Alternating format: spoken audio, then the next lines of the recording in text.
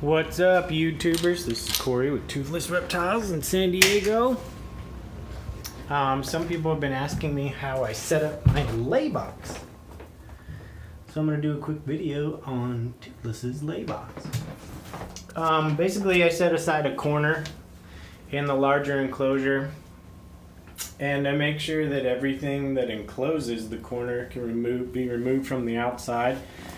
So like these are all screwed from the outside, and this is just a post that's sitting here. It's not actually screwed to the floor. And then same thing with the outside over on this side is all screwed in from the outside. It makes it a lot easier if I can't find the eggs, or I come to a point where she lays her eggs and I want to make sure that I don't disturb them or have to shove a shovel in there, which I've killed eggs before by digging out the eggs and hitting them with the shovel. This way I can unscrew the screws and pull the outside of the lay box off and just move dirt out of the way, and I can get to the eggs a lot easier and a lot safer. Now, as far as what I use in the lay box, this is actually a mixture of play sand, topsoil, all organic topsoil. You don't want anything with fertilizers in it, but it's play sand, all organic topsoil, cypress mulch. There's some peat in there, all natural peat. And then also I throw in some vermiculite, which is kind of like, it's the stuff that you put the eggs in when I incubate them. So I throw that in there just to kind of keep it from clumping, and pretty much whatever ounce I think it needs as it goes. This is obviously had quite a few clutches laid inside of it, and it tends to hold up really well. Really, you want to make sure that whatever you're using can clump together pretty decently, but you need it to drain also. So when they go around digging in there, they're going to want to dig a tunnel, and you want to make sure the tunnels don't constantly collapse. They're going to get frustrated and they might not be comfortable, and it's just kind of finicky how they do. But yeah, that's what I use. And then obviously you want to keep this at 100% humidity. And I spray it down. I try to spray it down at least a little bit once every day.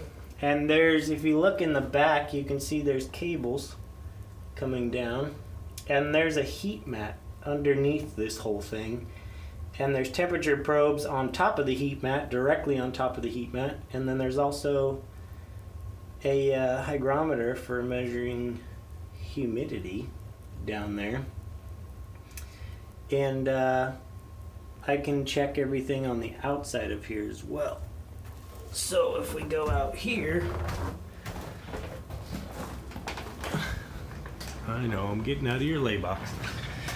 So if you go out here on the side, I have a Zilla thermostat connected to the heat mat, and then the temperature probe for the Zilla goes inside through the hole and down into the bottom of the lay box. Same thing with the hygrometer and the temperature. I try to keep the temperature in there. I set the Zilla to 85 degrees. Right now it's a little warmer at the bottom down there, just because I have a heat light in there right now on that shelf that I made above it. But that's pretty much how I set up my lay box area. You want to make sure it doesn't get too hot or too cold. Obviously the monitors are very, very particular in the wild where they lay their eggs.